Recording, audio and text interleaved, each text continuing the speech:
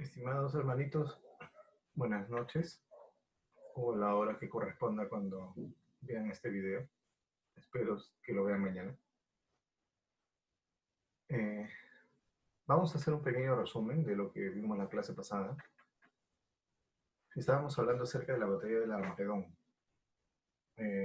Discúlpenme lo cómodo se podría decir esto, pero la verdad es un calor increíble. Con decirles que estoy sudando, estoy así, estoy sudando.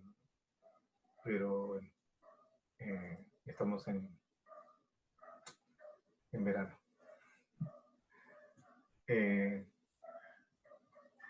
Como les digo, vamos a hacer un pequeño resumen. La semana pasada vimos, la quincena pasada vimos la batalla de Armagedón. Les pido disculpas si por algún motivo escuchan en mi voz algo diferente. Lo que pasa es que no me puedo escuchar porque tengo este oído completamente tapado. Escucho a través de él, pero muy poco. Me escucho como si tuviera puesto un audífono. No sé qué me ha pasado. Mañana voy a ver si me da tiempo para poder revisarme en algún policlínico o algo así. Bueno.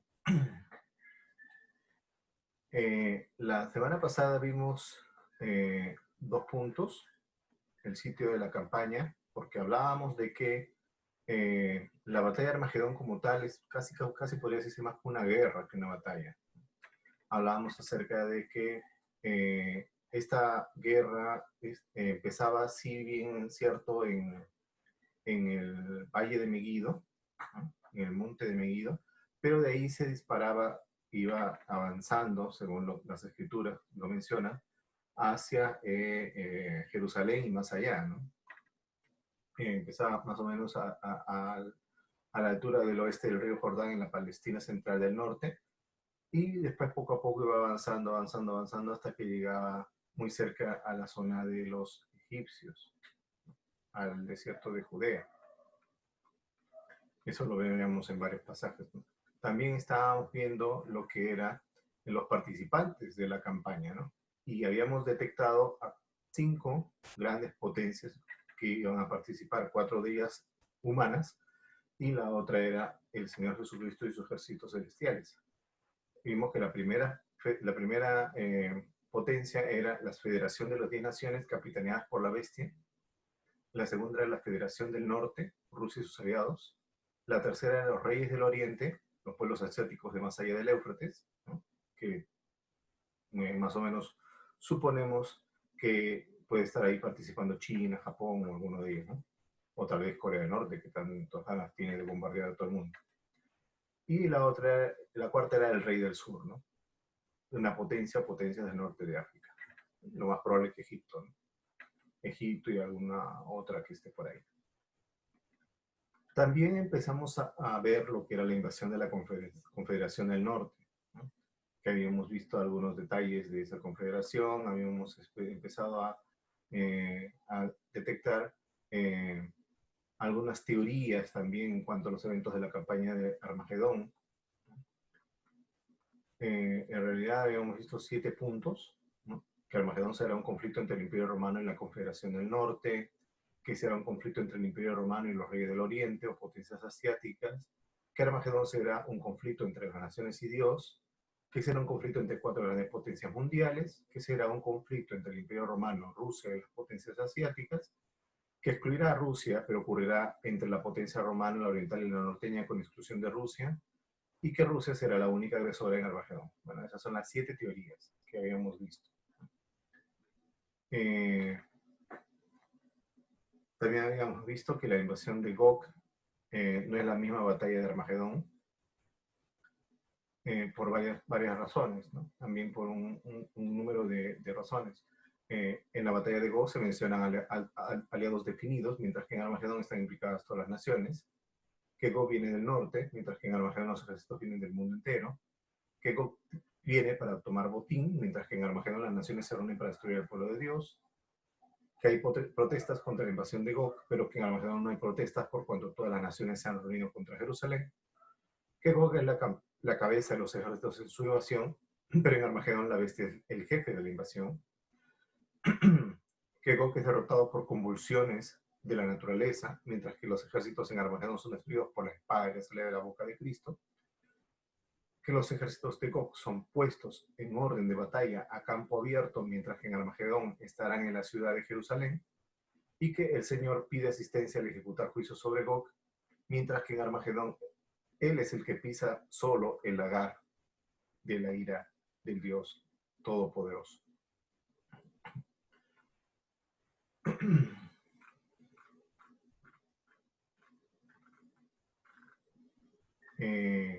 Habíamos visto todo eso todos esos puntos y vamos ahora a hacer una revisión más exhaustiva de los mismos. Este temita es un poco largo, pero lo vamos a tener que tratar para poder ver un poco más en detalle estos puntos.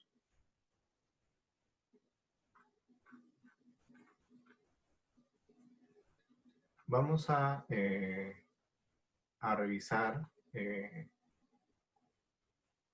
estos puntos. Entonces, vamos a ir un poco más atrás de donde nos quedamos la vez pasada, que era en el punto B. El tiempo en relación con los eventos específicos. Vamos a hacer un pequeño repaso también de la parte primera, la parte A, porque ya que, bueno, yo creo que lo más interesante va a ser que no nos olvidemos de lo que ya habíamos llevado. La A es identificación del tiempo en general. El problema que debe solucionarse es el problema del tiempo de esta invasión. 1. No se refiere a un evento basado en la historia de Israel. Es obvio, según los detalles que se nos dan en los capítulos presentes, que ninguna invasión experimentada en la historia de Israel es suficiente como cumplimiento de esta profecía, ¿no? Podemos recordar muchas de ellas, pero ninguna de ellas, ni la guerra de los 6 días, ni algunas otras. ¿Qué es esto? Ninguna de esas, en términos generales, ¿no? Ninguna de las guerras que han atacado que han ido en contra de Israel pueden representar, pues, en ninguna manera todo esto que hemos visto ya anteriormente una parte y ahora lo vamos a continuar de ver. No hay antecedentes históricos al respecto. Por eso es que tenemos que tener en cuenta que ninguna invasión experimentada en la historia de Israel es suficiente como cumplimiento de esta profecía.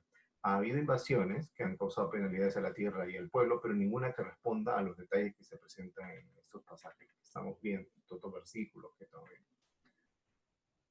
viendo. Punto 2. Solo puede referirse a algún evento futuro en la experiencia de Israel. Hay varias consideraciones que sostienen este punto. A, el contexto del libro, ¿no? Lo que habíamos visto la semana pasada. B, las declaraciones específicas del pasaje. C, será después del principio de la restauración, por cuanto Israel estará habitando en su propia tierra. D, estará relacionado con la conversión de Israel, que es obviamente futura, ya que la destrucción del invasor es una señal para que esa nación abra sus ojos y vea al Señor. Recapitulando, lo que estamos viendo es lo de Gog y Magog. Hay que tener en cuenta eso. Estamos viendo Gog y Magog. Todo lo que estamos citando, estamos desde Ezequiel 67 hasta Ezequiel 40. Todo ese marco bíblico abarca lo que es el Valle de los Huesos Secos, que es la restauración de Israel, hasta lo que es Gog y Magog, capítulo 38 y 39, y el capítulo 40, que ya nos narra lo que tiene que ver con el Templo Nuevo. Volviendo al punto, la indicación de que la tierra será reforestada confirma esta conclusión, ¿no? Por cuanto Israel siempre ha dependido de otras fuentes para el suministro de madera. Esto lo podemos ver también cuando se quiso construir el templo, ¿no? Que pidieron madera de cedro al rey Hiram de Tiro, ¿no? Cuando Salomón construyó el templo, necesitaba la madera y va y le consulta y le solicita madera a este rey Hiram, de Tiro. Eso lo vemos en 1 Reyes, capítulo 5, versículo del 1 al 10. Entonces, basados en estos 5 puntos, la conclusión es que, según el pasaje mismo, que los eventos descritos aquí deben suceder en el porvenir, en un tiempo en que Dios estará otra vez entendiéndose con Israel como nación. Y ahora sí, ya pasamos al punto B, que es el tiempo en relación con los eventos específicos. La invasión descrita por Ezequiel se ha relacionado con casi todos los eventos proféticos principales en cuanto a tiempo. Algunas de estas posiciones deben examinarse para poder determinar tan cuidadosamente como sea posible cuándo ocurrirá precisamente este evento. Veamos el punto 1. Dice, algunos sostienen, primero que todo, que la invasión tendrá lugar antes del traslado de la iglesia. Tal es la posición tomada por David Cooper, quien dice, es absolutamente imposible para nosotros situar el cumplimiento de esta predicción después de la era milenaria. No puede situarse en el principio del milenio ni al final de la tribulación. Debe, por lo tanto, situarse antes de la tribulación, porque no hay otro lugar en que ocurra, ya que las otras fechas sugeridas son imposibles, ¿no? O sea, haciendo un pequeño bosquejo mental de lo que va a venir. Si nosotros nos pasamos del rapto, ya entramos a la gran tribulación, ¿cierto? Entonces, si entramos a la gran tribulación, durante la gran tribulación no podría ubicarse esta batalla de Gog y Magog por el hecho de que la gran tribulación es la ira del Dios Todopoderoso, y ahí es el anticristo el que va a ir contra Israel, no Gog y Magog, por los puntos que habíamos visto anteriormente. Entonces, como Gog y Magog no puede participar en la tribulación, menos va a poder participar después de que Jesús venga y acabe con toda la humanidad. Por ende, tendría que participar en el milenio, lo cual no es factible, ¿no? Porque en el milenio no va a haber más que la revuelta esta, que se menciona que Satanás va a ser soltado y va a haber una revuelta y ¿no? Va a ocurrir eso. Entonces, por esa razón, la única posición sería antes del rapto, antes del arrebatamiento. Eso es lo que menciona este autor, ¿no? David Cooper. Habrá un tiempo, dice, entre ahora y el principio de la tribulación, cuando los judíos estarán morando en su tierra en ciudades sin muros y estarán en reposo. Eso lo podemos ver en el libro de David Cooper, que dice, When God's armies meet the Almighty. Algo así como cuando las guerras, los ejércitos de Gog y Magog se reúnen, se enfrentan contra el Todopoderoso, ¿no? Algo así, ¿no? Esta parece ser una tesis imposible por varias consideraciones, ¿no? Ahora, vamos a considerar que, si bien es cierto, este punto parece importante, vamos a ver por qué razón no deberíamos considerarla. Primera razón. La enseñanza del Nuevo Testamento sobre la inminencia del traslado de la iglesia hace imposible que un evento como este tenga que cumplirse primero. 2. El contexto de la profecía misma declara que esto tendrá lugar al cabo de años, versículo Ezequiel 38:8, y al cabo de los días, Ezequiel 38:16. Por cuanto esta profecía está dirigida a Israel, tiene que ser a los años y los días de ellos a los que se refiere la profecía. Por cuanto Israel y la iglesia son dos grupos distintos en los cuales Dios interviene de manera diferente, es imposible hacer que los postreros años de Israel se apliquen a los postreros años de la iglesia, como se aplicarían si esto se cumple antes del traslado. Entonces, punto 3 sería hasta donde se puede determinar, ¿no? La tercera razón, hasta donde se puede determinar, Israel no obtendrá ningún título de la tierra, ni tendrá derecho a devolverla, hasta que el príncipe que ha de venir haga un pacto con él. Daniel 9:27. Se dice que Israel estará fuera de la tierra y que Jerusalén será hollada hasta que los tiempos de los gentiles se cumplan. Lucas 21:24. Sería necesario, según esta teoría, sostener bien que el pacto que da una falsa paz a Israel será hecho antes del traslado, o que los tiempos de los gentiles terminan con él. No es tal la presentación de la palabra, o sea, de la Biblia. Punto 2. Habíamos visto el punto 1, que era, algunos sostienen primero que todo que la invasión tendrá lugar antes del traslado de la iglesia. Punto 2 dice, otros enseñan que la invasión tendrá lugar al final de la tribulación. Hay muchos estudiantes de la Biblia que adoptan esta interpretación con respecto al elemento tiempo. Sin embargo, parece haber dificultades en esta posición que hacen imposible aceptarla. Razón 1. El pasaje de Ezequiel no menciona una batalla. La destrucción que se indica allí es por la mano del Señor mediante la convulsión de la naturaleza, Ezequiel 38, del 20 al 23. Aun cuando la espada de que habla el versículo 21 debe entenderse que es la de una nación. Sin embargo, se señala que el Señor es el agente de esta destrucción, en vez de ser una destrucción por medio de una guerra. En la conflagración de Armagedón hay una gran batalla librada entre el Señor y sus huestes y las Naciones Unidas, en que el Rey de Reyes aparece como vencedor. 2. Según Ezequiel, la invasión la lleva a cabo el Rey del Norte con sus aliados, cuyo número es limitado.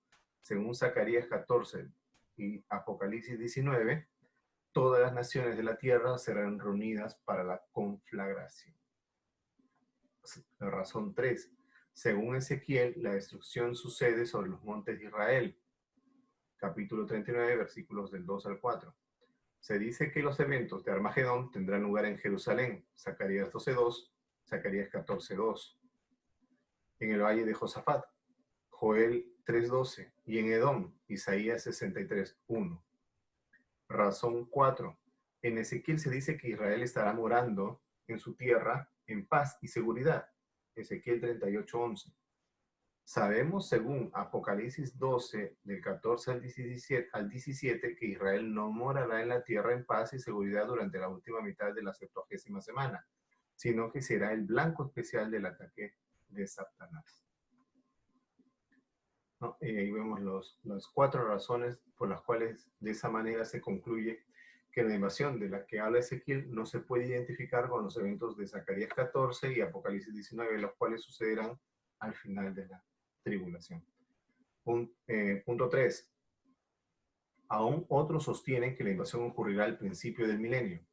Este punto de vista es presentado por Gebelin, quien dice: ¿en qué tiempo tendrá lugar esta invasión? Encontramos la respuesta en el texto. La declaración está en el versículo 8, donde dice que Gog y Magog y las otras naciones invaden la tierra salvada de la espada, recogida de muchos pueblos. Ellos vienen a los montes de Israel.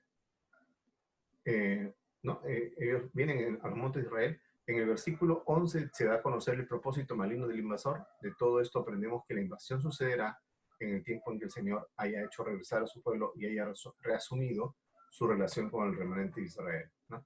Ezequiel 38:8, en una versión más entendible, dice: después de mucho tiempo darás cuentas del mal que has hecho. En el momento indicado irás a la tierra que la espada recobró, a las montañas de Israel que han estado en ruina continuamente. Irás a la tierra del pueblo que fue reunido de entre muchas naciones, que ha sido sacado de las demás naciones, y para ese tiempo estará viviendo seguro en su propia tierra. Y en el versículo 11 dice: dirás, atacaré a un país lleno de pueblos sin protección, lugares tranquilos donde el pueblo vive seguro, sin muros ni cerrojos.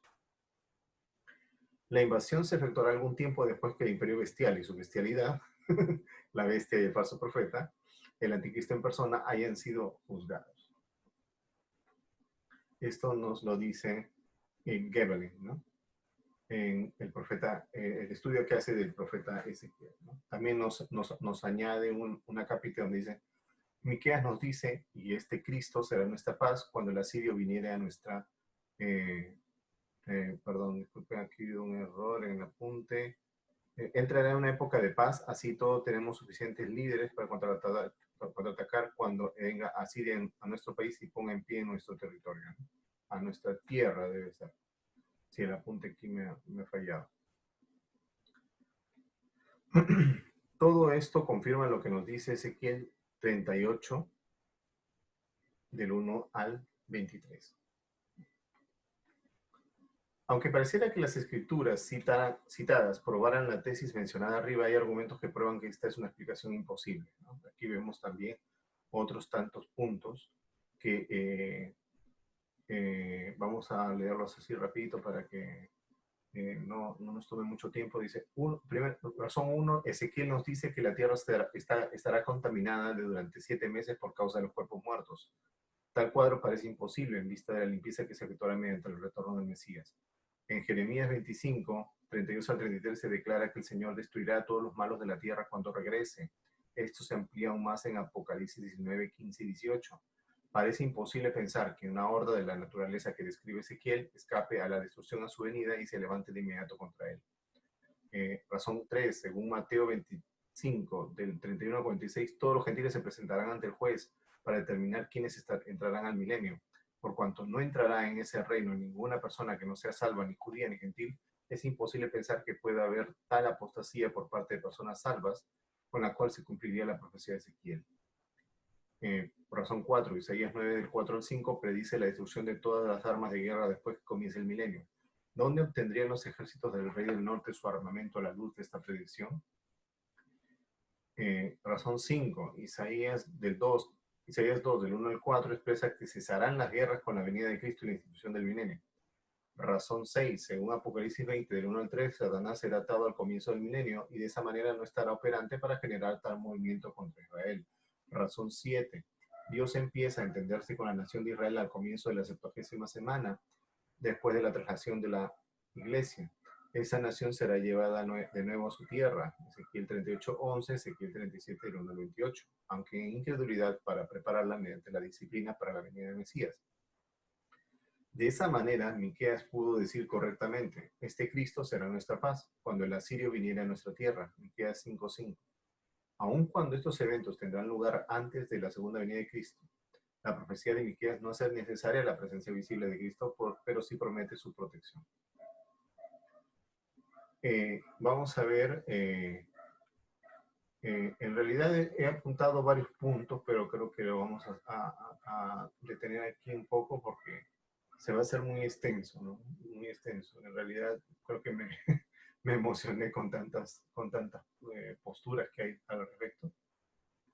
Vamos a ver así rápidamente el punto 4 y punto 5.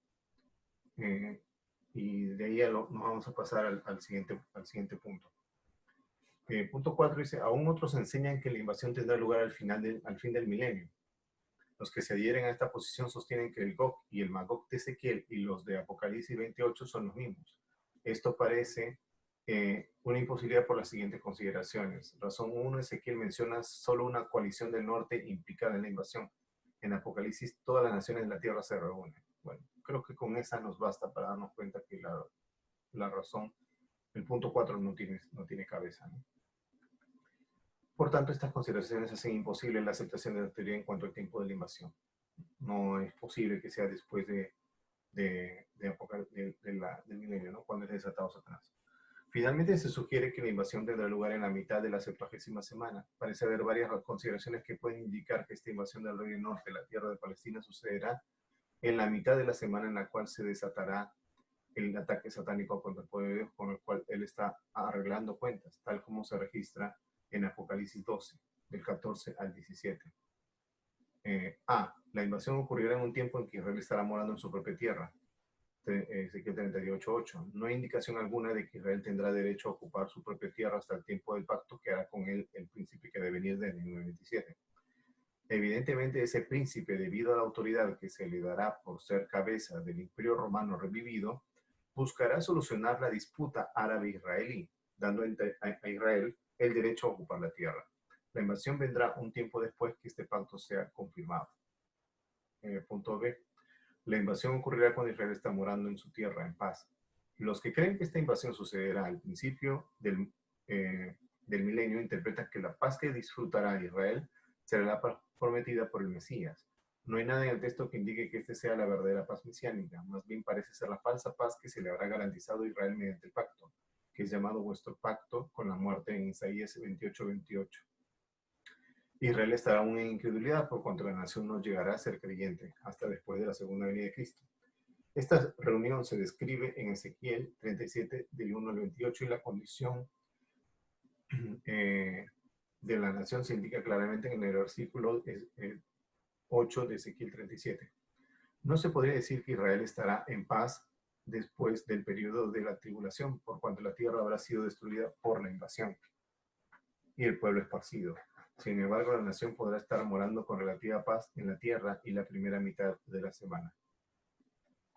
Cooper dice, es del todo posible que los primeros juicios de la tribulación no afecten a Palestina como para destruir la belleza y la prosperidad de la tierra.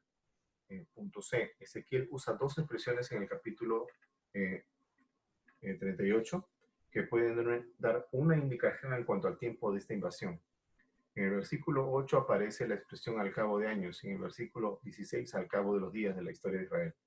Esto desde luego no puede tener relación con los posteriores días de la era de la iglesia, por cuando Dios estará arreglando las cosas con Israel conforme al plan divino para este tiempo.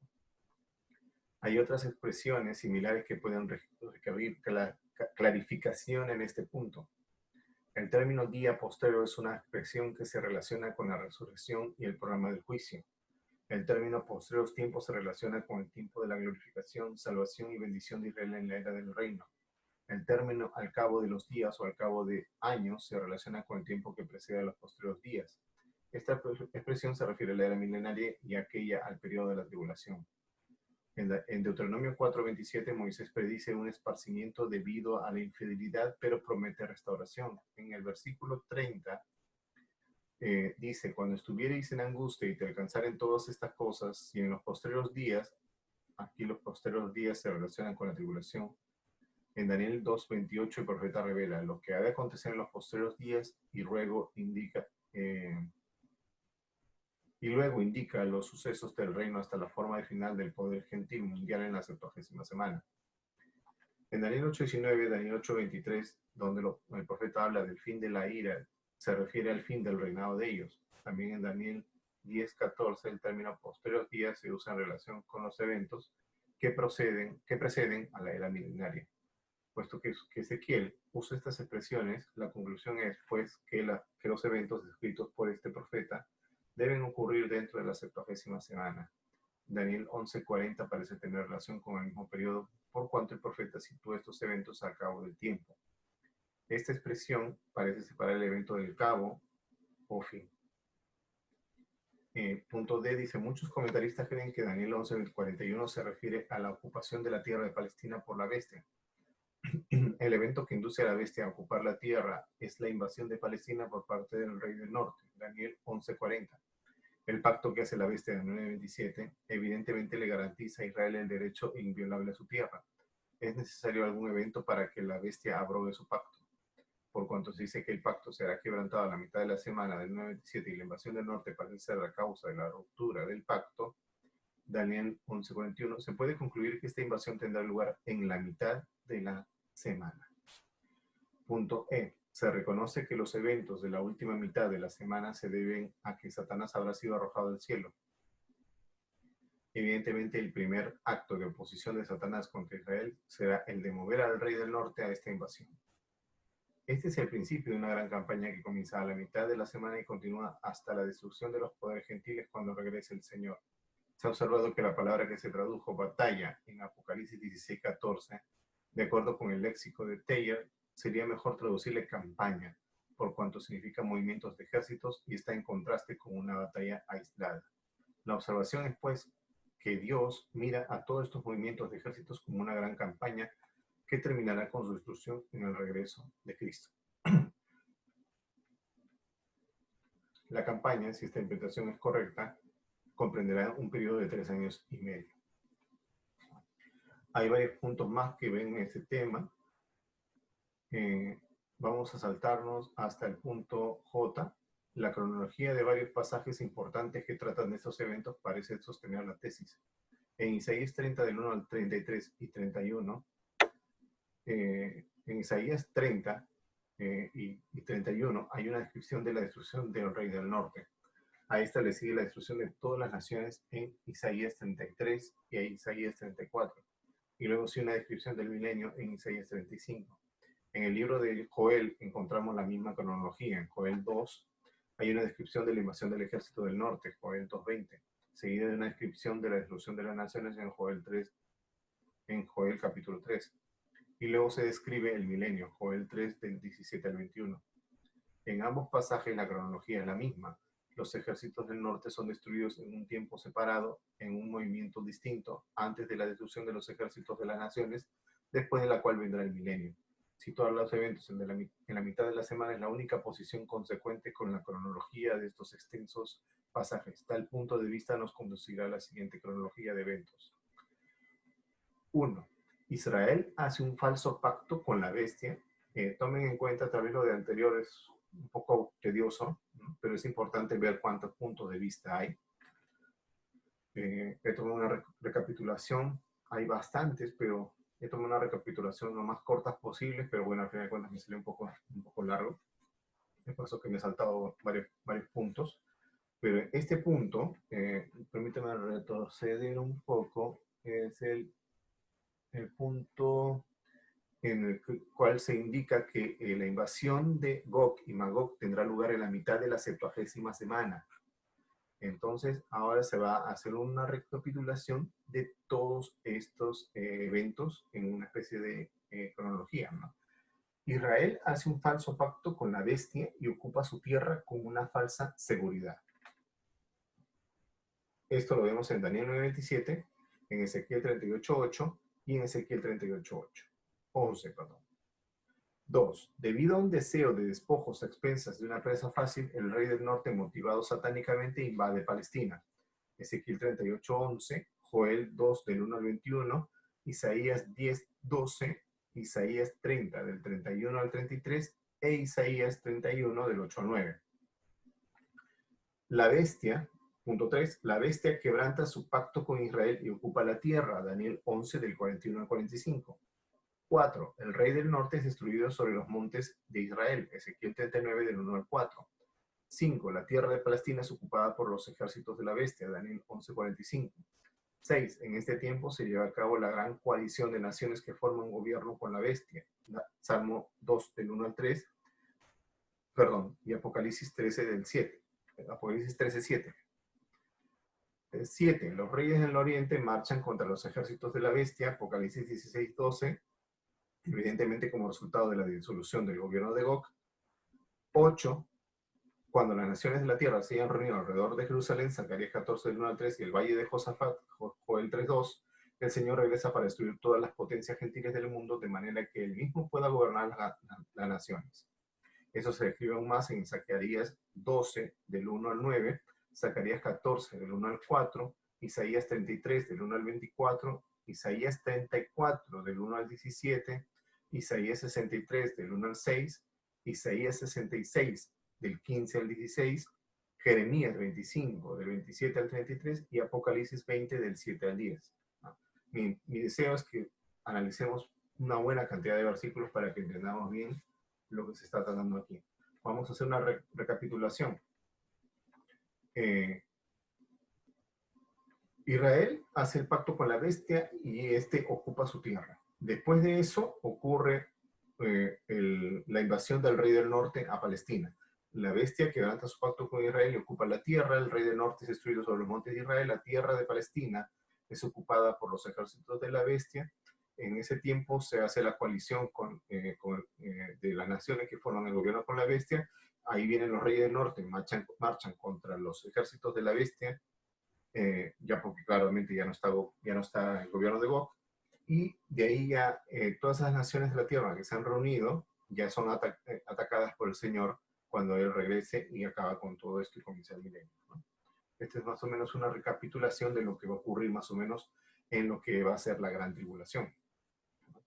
Estos son los eventos que ocurren en la gran tribulación a partir de los 3 años y medio en adelante, ¿no? O sea, la segunda parte de la semana 70ª de Daniel, ¿no?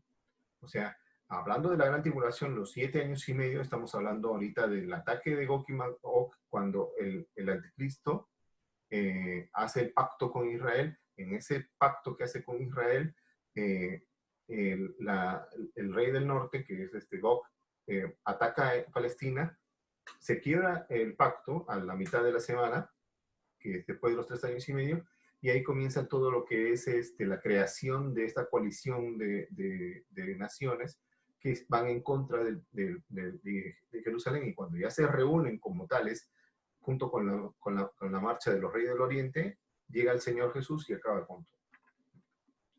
Entonces, habiendo hecho esa recapitulación que ha sido bastante extensa hablar de Gog y Magog en este punto 1, que era la invasión de los ejércitos del norte. Ahora vamos a pasar a la invasión de los ejércitos de la bestia. Creo que todavía nos queda un poco de tiempo, ya es poco lo que queda, ¿no? Acá no sé, ya no hay una gran información al respecto. Vamos a verlo, vamos a verlo, ese punto. Un ratito, no sé, se me colgó acá y se me cerró. En un ratito, disculpen.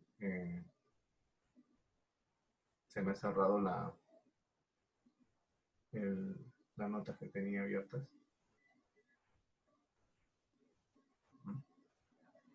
Como les decía, hemos hecho una recapitulación en cuanto a lo que tiene que ver con lo que es la gran tribulación propiamente dicha, pero también hemos visto lo que es lo que es esta invasión de Gog y Magog, que no teníamos idea de dónde salía, ¿no?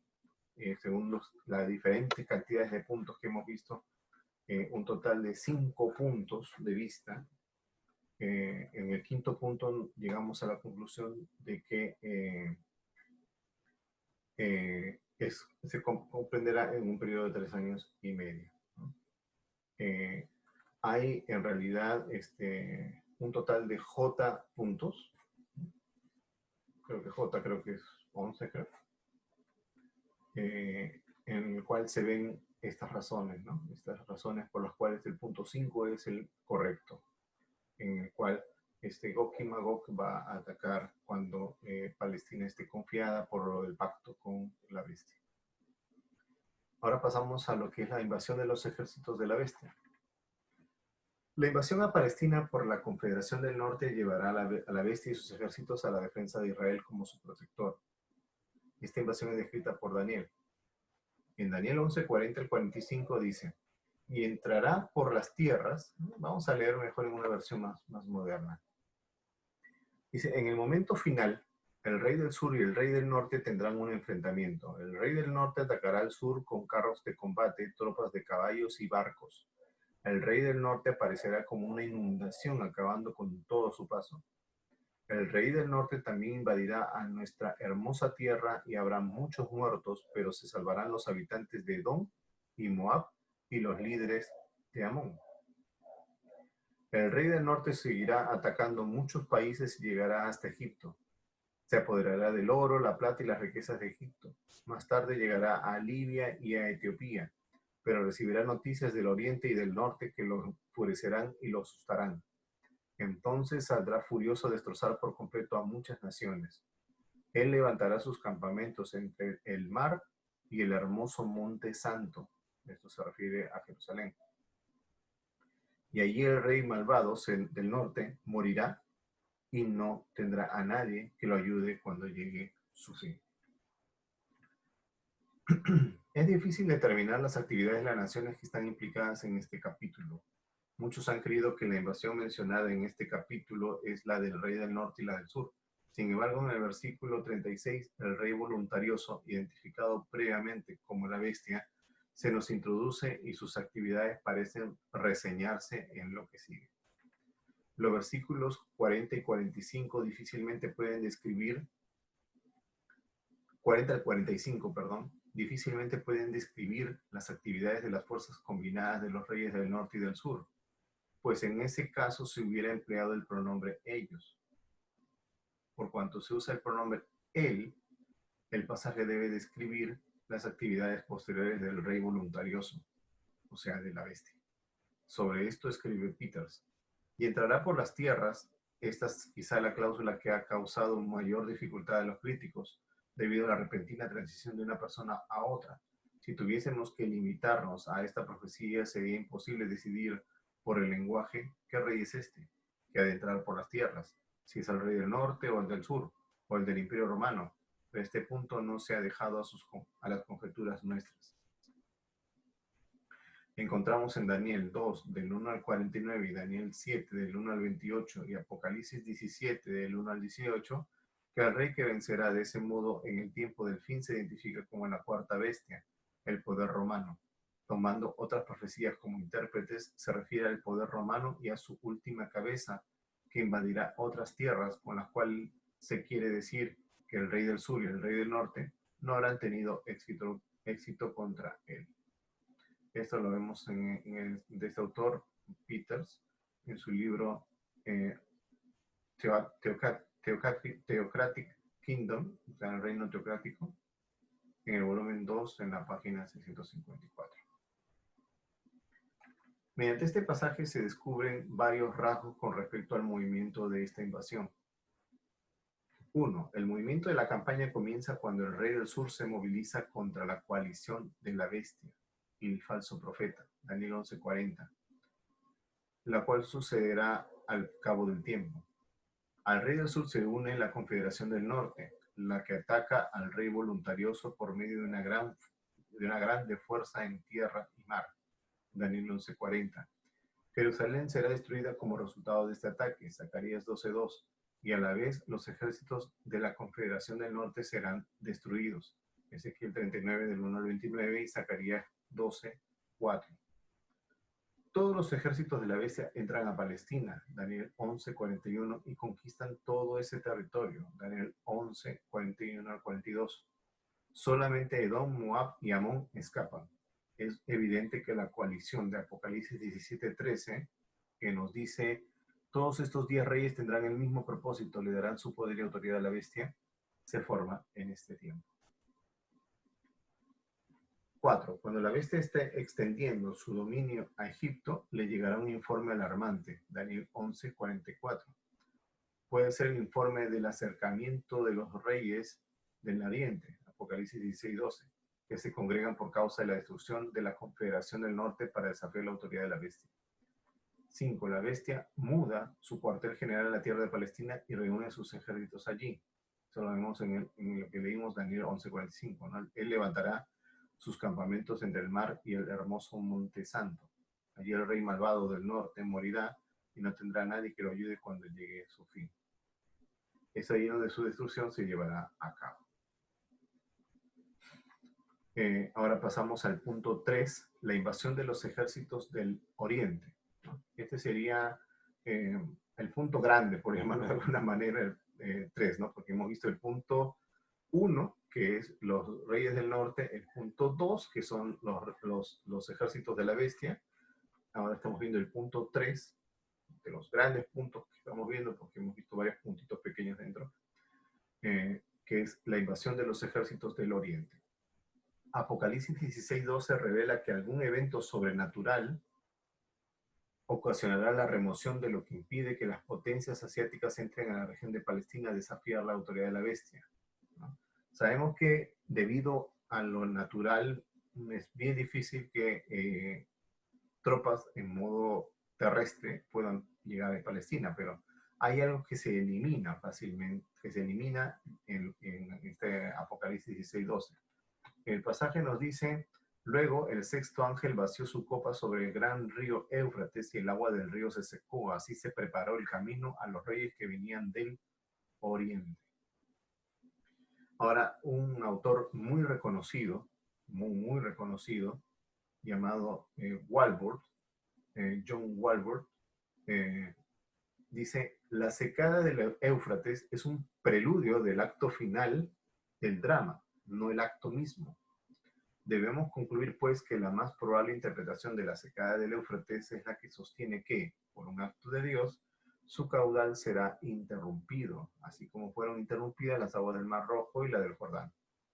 Esta vez el camino no será abierto para Israel, sino para los llamados reyes del Oriente. La evidencia señala, pues, que la interpretación de Apocalipsis 16:12 en relación con el Éufrates debe ser literal. Esto lo vemos en su libro El Camino de los Reyes del Oriente. Luz para este mundo de tinieblas, página 164.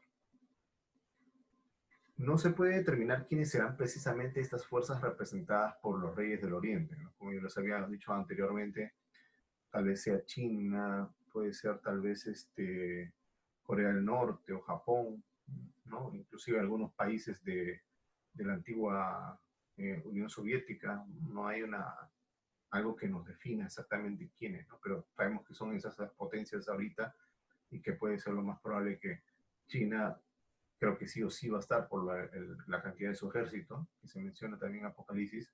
Yo hice un número, dice el apóstol Juan, en 200 millones, y eso creo que es lo que hace que China sí o sí deba participar en esta lista de los ejércitos del Oriente. Aunque no tenemos representados quiénes sean, su marcha nos lleva a la etapa final de la campaña de Armagedón. Son traídas hacia las llanuras de Esdraelón con el propósito de encontrarse en conflicto con los ejércitos de la bestia. Ahora pasamos al cuarto punto grande, la invasión del Señor y sus ejércitos. Invasión creo que sería una palabra... invasión no sería la palabra correcta, ¿no? ¿Por qué? Porque invasión denota el entrar a un lugar que no es tuyo, ¿no? Y pues el mundo es de Dios, el mundo es del Señor. Pero bueno, basado en el mismo propósito que estamos siguiendo en todos estos 4 puntos, vamos a dejarlo así, ¿no? Pero ya sabemos que no es muy acorde la palabra. Cuando el rey del sur haya sido derrotado por los ejércitos de la bestia y la confederación del norte derrotada por el Señor sobre los montes de Israel, encontramos 2 fuerzas opuestas formadas en orden de batalla: los ejércitos de la bestia y los ejércitos de los reyes del oriente. Antes que esta batalla comience, aparecerá una señal en los cielos, la señal del Hijo del Hombre. Mateo 24:30. No se nos revela cuál es esta señal, pero su efecto sí. Hace que los ejércitos abandonen su hostilidad para unirse y pelear contra el mismo Señor. Juan dice: y vi a la bestia y a los reyes de la tierra y sus ejércitos reunidos para guerrear contra el que montaba el caballo y contra su ejército. Apocalipsis 19:19. ¿No? Como que dicen: hoy estamos peleando contra nosotros. No, hay que pelear mejor con él, contra él. Tal es el cuadro de las hostilidades finales descritas en Zacarías 14:3, Apocalipsis 16:14, Apocalipsis 17:14 y Apocalipsis 19 del 11 al 21. Algunas citas yo les leo, hermanos, pero yo les ruego que por favor las lean ustedes, porque si nos tomamos el tiempo en leer las citas, este audio va a terminar siendo enormemente extenso. Entonces yo, conforme ustedes van escuchando, lo pausan y comienzan a examinar el pasaje, lo leen detenidamente y luego siguen, le quitan la pausa y siguen escuchando lo otro y así, ¿no? Porque yo les puedo leer los pasajes, pero nos vamos a demorar mucho, ¿no? Por ejemplo, Zacarías 14:3 nos dice: entonces el Señor saldrá y luchará contra esas naciones como ha peleado en batallas anteriores. Es un pasaje que nos ayuda, pero bueno, no es un pasaje que sea muy relevante al escucharlo, ¿no? Así que ahorita vamos a ir un poco más rápido en ese punto. En ese momento serán destruidos por el Señor los ejércitos de la bestia y los del oriente. Apocalipsis 19:21. Ese sí es un pasaje muy importante. Lo vamos a leer. Dice: sus ejércitos fueron muertos con la espada que salía de la boca del jinete, y todas las aves comieron sus cuerpos hasta quedar satisfechas. Cuando examinamos toda la campaña de Armagedón, observamos un número de resultados. 1. Los ejércitos del sur son destruidos en la campaña. 2. Los ejércitos de la Confederación del Norte son heridos por el Señor. 3. Los ejércitos de la bestia y los del este son muertos por el Señor en su segunda venida. Este es Oriente, por si acaso. Para que no tienen en cuenta esa parte. 4. La bestia y el falso profeta son lanzados al lago de fuego. Apocalipsis 19:20. Sí dije 4, ¿no? 4. La bestia y el falso profeta son lanzados al lago de fuego. Apocalipsis 19:20. 5. Los incrédulos serán echados fuera de Israel. Zacarías 13:8. Esto es importante ver porque ya es un punto diferente. 2/3 partes de la población de la tierra morirán, dice el Señor, pero una tercera parte sobrevivirá. Los incrédulos serán echados fuera de Israel. Los creyentes habrán sido purificados como resultado de estas invasiones. Zacarías 13:9, dice, entonces pondré a prueba a los sobrevivientes, los probaré como se pone a prueba la pureza de la plata en el fuego, los evaluaré como se evalúa la pureza del oro, me llamarán y pedirán mi ayuda y yo les responderé, este es mi pueblo, y ellos dirán, el Señor es nuestro Dios. Y punto 7 dice, Satanás será atado, Apocalipsis 22. De esa manera el Señor destruirá toda fuerza hostil que le haya disputado su derecho a gobernar como Mesías sobre la tierra. Entonces, haciendo una recapitulación, haciendo un resumen de todo lo que hemos visto el día de hoy y los anteriores, entonces tenemos que la batalla de Magedón comenzará en el valle el monte de Megiddo y luego se irá ampliando, ampliando hasta llegar hasta la zona de Egipto. Luego, posteriormente, hemos visto que Gog y Magog se van a reunir a la batalla para en el momento en el cual la bestia haga un pacto con Israel. En ese tiempo hará el pacto con Israel, luego la bestia luchará contra el reino contra estos reinos, defendiendo a Palestina, y posteriormente cuando Gog y Magog sean destruidos por el Señor y la bestia acabe con el reino del sur, entonces van a venir los reinos del norte y entre todos ellos se van a reunir contra Jerusalén y ahí es donde va a venir el Señor y va a acabar con todos. Entonces, creo que fui muy rápido. Creo que hice el resumen demasiado rápido. Pero más o menos esa es la idea, ¿no?, de todo lo que hemos visto en estos puntos, ¿no? El punto que tiene que ver con la Confederación del Norte, que trata acerca de Gog y Magog, es bastante extenso, ¿no? Es bastante extenso y es un poco difícil resumirlo. Eh, Más que todo son varios puntos, ¿no? Porque como es un tema bastante complicado, no es un tema muy claro, los pasajes son un poco diversos en ese tema, entonces es importante entenderlo, ¿no? Leyendo Daniel 11 con Zacarías 38 y 39 para poder ver qué es lo que nos quiere decir el pasaje, ¿no? Y otros pasajes también que hemos citado, ¿no? Todos los pasajes que hemos citado, un montón de pasajes. Creo que es una de las veces que hemos citado más pasajes que anterior, en otras ocasiones. Entonces, teniendo en cuenta eso, eh, examínelo con detenimiento. Yo sé que queda muy poco tiempo para mañana, ¿no? Ahorita son las 9:24, las 9:34, perdón, y ya obviamente no creo que lo escuchen ahora, lo escucharán mañana, sábado. Y les pido mil disculpas por el retraso, pero la verdad que me ha tomado tiempo encontrar toda esta información. Quería traérsela, pero no les haya agobiado también con todo esto, con todos esos puntos y puntos y puntos y sobrepuntos. En realidad quería mostrarles las diversas diferencias de puntos de vista que tienen las personas en cuanto a lo que es en cuanto a lo que es Gog y Magog, ¿no? ¿Cuándo va a ocurrir eso?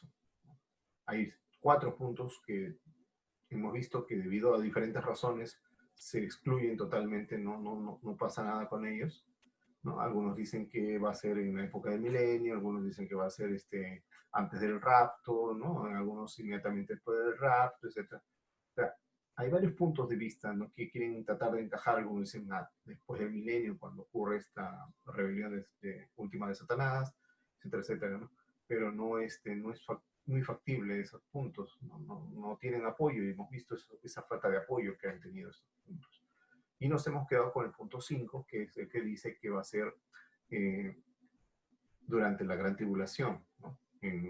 A la primera mitad de los 3 años y medio, que sería el comienzo, y luego cuando ya ocurre la ruptura de este pacto con Israel por parte de la bestia, ya empezamos con la segunda mitad de la gran tribulación y ahí ocurren estas uniones con la coalición que hay de la bestia, sus tropas, más las tropas del reino del Oriente, y se juntan contra el Señor y sus santos y sus ángeles, ¿no? Entonces hemos visto todos estos puntos, como les digo, pero no han sido muchos. Hemos tratado de abarcar, tal vez, no sé, tal vez hubiera sido mejor partirlo en una tercera clase, pero no quise ya dilatarlo mucho porque ya llevamos varias semanas estudiando todo este punto y creo que ya sería conveniente pasar a una siguiente clase, ¿no?, de otro tema, ¿no?, que no tenga que ver con la escatología, ¿no? Yo entiendo que ustedes siempre le llaman Apocalipsis o Apocalipsis, pero estamos viendo mucho más que Apocalipsis, si ustedes se dan cuenta. Estamos tratando Daniel, Zacarías, Joel, Abdías, Jonás, estamos hablando de todos los profetas, Isaías, Jeremías, Ezequiel, todos los profetas sabios y por haber hasta el Pentateuco estamos hablando, ¿no? Entonces, la idea es que la Biblia entera nos diga qué pasa, no, no solamente, nos basamos en Apocalipsis.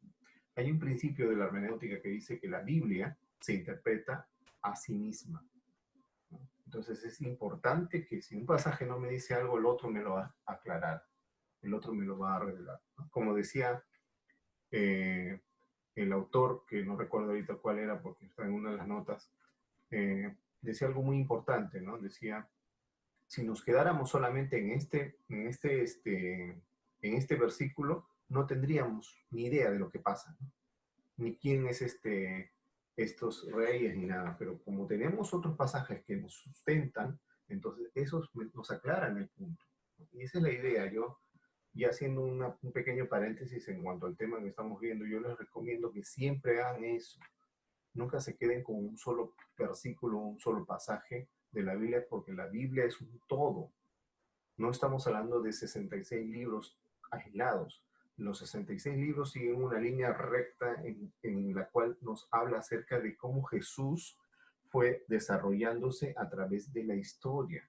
Inclusive hay materiales y hasta ha salido una Biblia de estudio en la cual se ve a Jesús en cada uno de los libros del Antiguo y Nuevo Testamentos.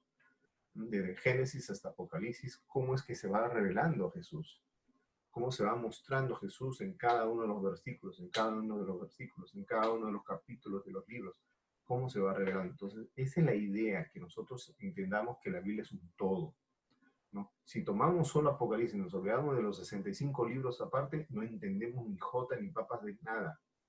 Es importante agarrar todo el consejo de Dios. La Biblia dice, el apóstol Pablo decía, no me he detenido, en ningún momento no me he detenido en revelarles todo el consejo de Dios, ¿no? Entonces nosotros tenemos que hacer lo mismo, tenemos que buscar la manera de que todo el consejo de Dios se nos revele. Por eso que hemos hablado, como les vuelvo a repetir, de Ezequiel, de Zacarías, de Daniel, de Apocalipsis, de Joel, de Miqueas, de Isaías, de Jeremías, hasta del Pentateuco hemos hablado, ¿no?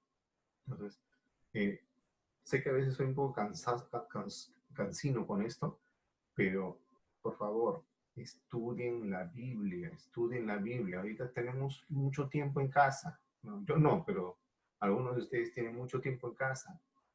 No, tal vez no sea la forma más correcta, pero no vayan tanto a la tele y más estudien la Biblia, ¿no? Compren libros, inviertan en su educación cristiana, compren libros, lean, ¿no? Porque es importante, o sea, ya nos vamos a ir, ¿no? ¿Para qué comprar cosas que se van a quedar aquí en la tierra? Mejor quedémonos con el conocimiento de Dios, de su palabra, ¿no? Cosas que sí nos pueden edificar, nos pueden alimentar. Entonces, eh, ahora ya vimos todo lo que tiene que ver, eh, cerrando el paréntesis, ya vimos todo lo que tiene que ver con lo que es la batalla o campaña, mejor llamado, acerca de lo que tiene que ver con la campaña de Armagedón. Y ahora sí, pues vamos a entrar a lo que es el milenio, ¿no? Vamos a hablar acerca del milenio, vamos a ver los diferentes puntos de vista que hay, rapidito así nomás, porque no queremos dilatarlo mucho, ya como les estaba mencionando. Vayan pensando más bien, si es que aún desean, vayan pensando más bien qué temas quieren que desearían que se pudiera tocar, ¿no? Hay 9 temas importantes en la Biblia que se pueden tocar, ya hemos tocado uno de ellos, que es la escatología. Podemos hablar de Biblia, bibliología, podemos hablar de Dios, teología propia, podemos hablar de cristología, de Cristo, neumatología del Espíritu Santo. Ya hace años atrás hablamos de soteriología, la salvación, se podría tal vez volver a tocar, no hay ningún problema. Podemos hablar de antropología, que es el hombre, ¿no? ¿Cómo es el hombre? Podemos hablar de eclesiología, la iglesia, o de angelología, los ángeles, tanto los buenos como los malos. ¿Qué más? Creo que ahí están todos los temas, o no sé si se me está faltando alguno, que podríamos tocar, ¿no? Hay varios temas en los que se basa la teología sistemática y podríamos examinar la Biblia entera a través de esos temas, ¿no? Y es importante porque eso nos va a ayudar a seguir enriqueciendo nuestro conocimiento de Dios. Como decía el Señor Jesús en Juan 17:3, esto significa la vida eterna, que te conozcan a ti, el único Dios todopoderoso, y a tu Hijo, a quien tú has enviado, ¿no? Entonces, si nosotros seguimos adquiriendo conocimiento del Señor, eh, tenemos un acercamiento más exacto de lo que Él es y cómo es que Él nos va a ayudar más en nuestra vida cristiana. Podemos llegar más a tener una intimidad más cercana, ¿no? Es la idea de conocer a Dios, de tener una comunión más específica, más correcta de lo que Él es. Siendo así, vamos a entregar este momento al Señor y vamos a darle gracias a Dios porque Él ha tenido esta misericordia de poder ayudarme a preparar esta clase y a que todo esto salga de una manera un poco más correcta. Vamos a darle gracias a Dios. Bendito Dios, ponemos esta clase en tus manos, esperamos que haya sido de grato olor a ti, Señor, que haya sido una ofrenda para ti. Y esperamos, bendito Dios, que este tiempo en el cual se ha hablado varios temas, varias cosas, varios puntos importantes, puedan quedarse en nuestra mente y en nuestro corazón para que sirva de beneficio para nosotros en el futuro y podamos también tener de cómo enseñarle a otros acerca de estas cosas que tú nos has revelado en tu palabra. A veces la profecía tal vez es un poco tediosa, un poco difícil de comprender, un poco extensa tal vez, pero es importante que todos nosotros entendamos todo lo que la Biblia nos dice, ¿no? Tú nos has dejado un libro completo, no son 66 libros, no 4 o 5 que nos gustan. Todos son importantes, todos son útiles, incluso hasta las genealogías son útiles, que muchas veces las pasamos por alto, pero tú nos has dejado todo eso y qué más importancia puede haber en ellas con el simple hecho de saber que eres tú el que nos has dejado ese texto para que lo leamos. Ese simple hecho ya hace que se convierta en importante para nosotros. Ayúdanos a entender tu palabra siempre, ayúdanos a específicamente las partes que no comprendemos, que tu Espíritu Santo nos ayude, Señor. Ayúdanos en todo momento, danos fuerzas y ayúdanos en estas semanas tan difíciles con esto de la pandemia, con esto de las leyes que están ocurriendo, que ya están habiendo unas normas. Ayúdanos a todos, protégenos, Señor, cuídanos y te pedimos que tú estés con nosotros en todo momento, Señor. Gracias por todo, te pedimos todo esto en el nombre de Jesús. Amén. Dios los bendiga, hermanos, y nos vemos mañana. Escúchenlo al menos una vez, se los ruego, y presten atención porque la verdad es muy importante que tengan este conocimiento. Que Dios los bendiga. Chao.